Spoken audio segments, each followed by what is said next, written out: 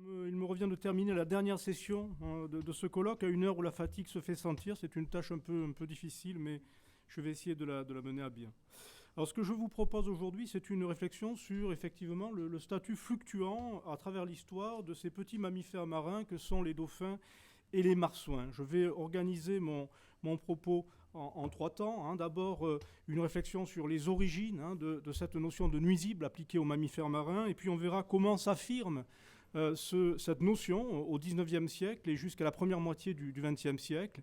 Et puis nous aborderons dans un troisième temps le retournement qui se produit au début des Trente Glorieuses et jusqu'à aujourd'hui. Alors, je vais passer relativement rapidement sur la première partie, en dire un mot tout de même, mais c'est une thématique qui a beaucoup été étudiée par des historiens. Bon, vous le savez, dans la tradition judéo-chrétienne, la mer est considérée comme le royaume de Satan. Alain Corbin, Alain Cabantous surtout, ont bien décrit les représentations qui prévalent du Moyen-Âge au XVIIIe siècle. La mer est une relique du chaos primordial. Celui d'avant la Genèse, elle est aussi une relique du déluge. Bref, un lieu de la monstruosité et de la faute. Et c'est la raison pour laquelle l'évocation du monstre marin se rencontre logiquement dans la peinture religieuse des débuts de l'époque moderne. Vous avez ici Jonas avalé par la baleine. Cette croyance en l'existence d'êtres terrifiants est aussi renforcée par la littérature savante des XVIe et XVIIe siècles. J'en veux pour preuve cette gravure puisée dans Gessner, ici un diable de mer capturé dans la mer Adriatique. Parallèlement à ces représentations savantes, il existe pour les populations littorales un monstre marin familier durant ces siècles qui est le petit cétacé, marsouin, dauphin. Alors, ce sont des créatures redoutées, considérées comme d'origine diabolique, qui ravagent régulièrement les filets des pêcheurs. Et c'est la raison pour laquelle les pêcheurs se retournent régulièrement en direction des autorités de l'Église religieuse pour leur demander une protection. En Méditerranée, à Marseille en particulier, nous avons une source qui est tout à fait extraordinaire, qui est une bulle qui date de 1612 du pape Paul V, qui explique à l'évêque de Marseille comment il peut protéger sa population des attaques de dauphins. Il préconise en particulier, il demande à l'évêque et à ses prêtres de monter sur une barque et d'aller exorciser les flots de la présence, je cite le texte, de ces esprits immondes.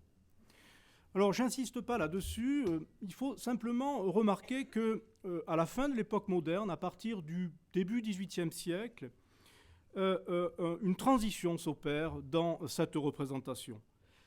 Dans les sources, on voit très nettement disparaître la référence maligne des cétacés.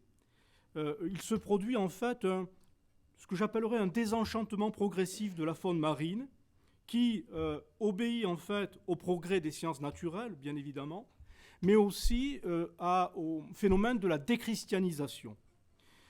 Sous l'impulsion des sciences naturalistes, les dauphins, les marsouins sont désormais mieux distingués. Le classement binaire linéen prévaut à la fin du XVIIIe siècle et on commence à les représenter très précisément, ainsi sur cette planche de Bonater. Donc, ce à quoi l'on assiste, c'est à la relégation de ces anciennes créatures diaboliques au rang de simples prédateurs de pêche. Et donc, sont créées à la fin du XVIIIe siècle les conditions qui vont permettre, au milieu du siècle suivant, la chasse et les massacres systématiques des mammifères marins sur nos littoraux. Alors, le qualificatif de nuisible n'est pas encore utilisé à la fin du XVIIIe siècle, mais d'ores et déjà, ces animaux sont réduits au rang d'indésirables. Les relations des pêcheurs avec les petits cétacés se dégradent brutalement au milieu du XIXe siècle. La détestation du dauphin devient quasi obsessionnelle, en tout cas à travers les textes et les sources que nous pouvons étudier. Cette détestation s'impose de manière récurrente dans tous les ports du littoral méditerranéen, mais aussi sur l'Atlantique, et ce, jusqu'au lendemain immédiat de la Seconde Guerre mondiale. On peut dater très précisément les débuts de cette détestation. En Méditerranée, les choses commencent entre 1848 et 1851. Les témoignages sont convergents. Ils affirment l'augmentation et la multiplication des attaques de cétacés contre les engins de pêche. Alors, on peut s'interroger sur ces propos. Comment les interpréter ? Assiste-t-on à cette époque-là à une augmentation des populations de delphinidés qui expliquerait l'augmentation des attaques ? Alors, si cette augmentation était corrélée, était vérifiée, il faudrait qu'elle soit évidemment corrélée à une croissance des ressources mises à la disposition de ces petits cétacés. Or, toutes les études, encore lacunaires, mais toutes les études qui ont été menées jusqu'à aujourd'hui montrent au contraire un amenuisement de la ressource, en particulier pour les espèces benthiques qui sont ruinées au XIXe siècle par le développement du chalutage et de la pêche à la traîne.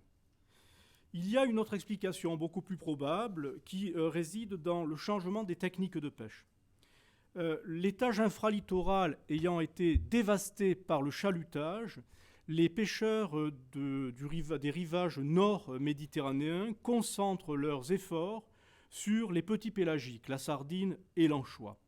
Cette pêche implique l'utilisation de filets à mailles plus réduites, encore très fragiles, et la diffusion de l'usage de la rogue qui apparaît en Méditerranée autour de 1830 et dont le parfum attire évidemment sur de grandes distances les groupes de cétacés qui sont stationnés le long de la côte. Et évidemment, cela se traduit par la destruction fréquente des filets.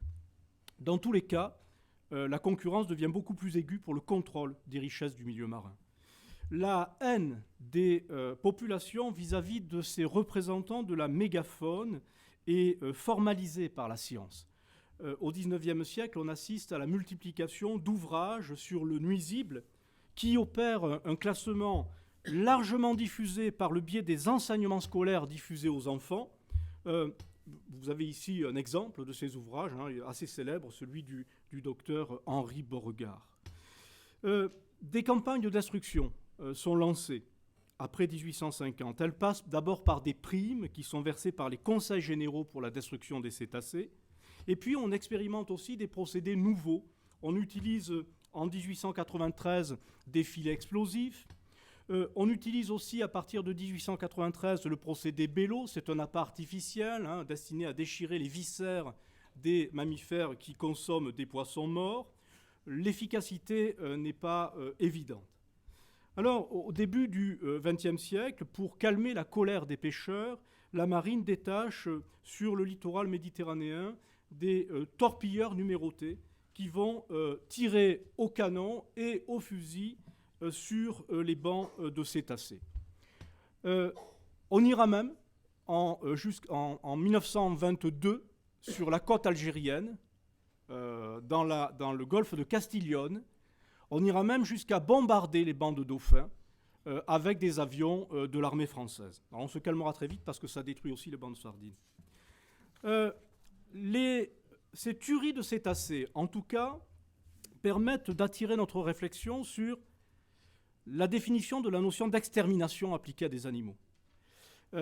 J'utilise ce mot à propos, je crois, parce qu'un projet d'extermination est pensé contre les dauphins au début du XXe siècle. Il est proposé par l'armée française, qui explique que si on veut que les massacres soient efficaces, il faut les rentabiliser. Évidemment, c'est un écho très sinistre pour le XXe siècle. Et donc, les militaires français imaginent que finalement, si on rend rentable économiquement la tuerie des dauphins, eh bien, on arrivera à s'en débarrasser. Alors, certains scientifiques, comme le biologiste marseillais Paul Gouret, appuient ces raisonnements. Et la référence qui est celle des militaires, c'est celle de la pêche pratiquée en mer Noire, puisque vous savez que la pêche des marsouins et des dauphins a longtemps constitué une activité régulière pour les pêcheurs de Trébizonde ou d'Odessa. Elle n'a été interdite qu'en 1975. Cette tentation exterminatrice s'incarne chez un chimiste comme Henri Marcellé, un niçois, qui entre 1900 et l'entre-deux-guerres multiplie des recherches sur les applications industrielles des huiles extraites des animaux marins. Il fera même fonctionner des navires de pêche avec ces huiles. Ce courant de la recherche va être évidemment réduit à néant par l'invention des huiles minérales en 1930. Bon, simplement pour l'anecdote, il faut savoir que ces essais d'application de l'huile de dauphin à l'industrie se sont poursuivis en Italie dans les années 30 sous l'impulsion du professeur Brunelli dans le cadre des politiques autarciques lancées par le régime fasciste. Dernière phase enfin dans cette relation entre l'homme et ces gros animaux marins, la période qui s'ouvre dans l'après-Seconde Guerre mondiale. À partir des 30 Glorieuses, on observe un changement radical du regard porté sur le monde animal. Le dauphin, aujourd'hui, capitalise la sympathie des sociétés post-industrielles. De fait, dès le début des années 1950, le succès de certaines œuvres littéraires ou cinématographiques témoigne de l'intérêt nouveau des populations pour le milieu marin. La généralisation des congés payés, la généralisation de l'automobile permet à un plus grand nombre de gens de découvrir la mer. Et, chose inédite pour les contemporains, les dessous de la mer sont désormais observables grâce au progrès de l'exploration sous-marine. Et donc un deuxième monde inconnu s'ouvre dans une planète dont les espaces émergés, continentaux, sont désormais entièrement explorés. Alors il faut citer à ce propos, bien évidemment, c'est une photographie des torpilleurs à quai dans le Vieux-Port, ce n'est pas très important, je passe. Il faut citer évidemment Le Monde du Silence. D'abord un ouvrage paru en 1953 qui deviendra un film adapté par Louis Malle pour le cinéma, Palme d'Or à Cannes en 1956. Ce succès du Monde du Silence annonce l'engouement du public pour toutes les créations télévisées ou cinématographiques qui se sont succédées depuis. Nous sommes tous, en tout cas les gens de ma génération, si je suis là ce soir, c'est peut-être pour ça, des enfants de Flipper le Dauphin, qui a littéralement imprégné notre enfance. Plus tard, de manière plus discutable, rappelons le succès... non, je suis allé trop vite, vous n'y avez pas encore droit. Rappelons le succès du Grand Bleu, de Luc Besson, 1988, ou très récemment le succès d'Océan, le documentaire de Jacques Perrin et Jacques Cluzot, sorti en 2010, 3 millions d'entrées en 14 semaines, ce qui est quand même considérable. Bref, le dauphin est désormais l'objet d'un sentiment généralisé de sympathie et il est passé en un demi-siècle d'un statut de prédateur détesté à celui d'un véritable passeur de nature. Alors le choix du dauphin peut s'expliquer par ses facultés, évidemment, qui facilitent ce brouillage identitaire. Le dauphin incarne aujourd'hui la survie rassurante d'un monde marin préservé, d'où est évacuée toute idée de sauvagerie. Cette représentation est une condition indispensable pour réconcilier l'homme et son environnement naturel. La nature, oui, mais sans les dangers qu'elle peut éventuellement receler. Tout se passe comme si la familiarité de ce mammifère, naïvement interprétée comme amicale, absolvait le sentiment de culpabilité qui étreint les sociétés contemporaines dans leur rapport au monde animal. Je rappelle quand même que tous les ans, 58 milliards de mammifères et d'oiseaux sont tués pour remplir nos assiettes. Le dauphin est donc regardé comme l'incarnation d'une nouvelle harmonie entre l'homme et la mer. La figure du dauphin, il faut le dire, ne présente à ce titre que des avantages. Les pêcheurs ne sont plus là pour le dénoncer, ils ne sont plus présents sur nos littoraux. Le dauphin, de plus, ne se consomme plus, il est donc plus facile à sacraliser que le thon, le poulpe, la langouste ou le poulet. Pour autant, la sortie de ces petits cétacés de l'enfer des nuisibles ne signifie en rien l'établissement d'une relation désormais harmonieuse entre l'homme et le monde marin.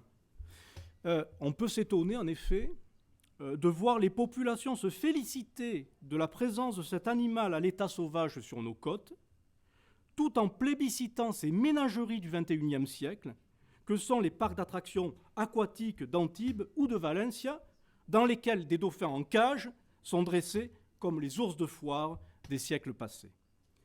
On assiste de plus à l'émergence de nouvelles représentations du nuisible par un mouvement de translation. Il y a de nouvelles figures de l'effroi et de la répulsion qui sont nées du milieu marin. La plus évidente de ces figures, c'est évidemment celle du requin. Cette publicité financée par le Conseil général des Bouches-du-Rhône est absolument inimaginable pour un biologiste ou pour un historien de l'environnement. Financée par nos impôts. Je signale que cette affiche était encore présente dans les murs de certains hôpitaux des Bouches-du-Rhône il y a à peine 3 ans. La cause des requins, de ces top prédateurs qui sont indispensables à l'équilibre de la chaîne alimentaire, semble pour l'heure irrécupérable. La condamnation des populations occidentales à l'endroit de ces grands cartilagineux ne faiblit pas. Elle est régulièrement relayée par des attaques de surfeurs imprudents venus de grandes villes européennes pour se baigner au bout du monde dans des mers dont ils ignorent à peu près tout. Et le cinéma semble avoir joué ici un rôle inverse à celui qu'il avait exercé vis-à-vis des cétacés. On remarquera en outre que le rejet d'une partie du monde marin se cristallise aussi sur des êtres plus petits, autrefois ignorés des usagers de nos littoraux, ou bien décrits sous un angle positif, par Michelet, par exemple, au XIXe siècle, dans la mer. Je pense ici à la méduse, qui est rangée aujourd'hui au rang de redoutable fléau, alors qu'elle n'a jamais suscité la moindre crainte chez les baigneurs du XVIIIe siècle, en Méditerranée par exemple. Alors pour conclure, je dirais que la figure du nuisible est bien vivante aujourd'hui dans le monde océanique. Elle n'a pas disparu. Elle a simplement muté. Elle a muté. Et cette mutation montre que nos relations au monde marin, au monde océanique, restent dominées autant qu'au XIXe siècle par une pensée qu'on peut considérer comme très largement irrationnelle. Je vous remercie.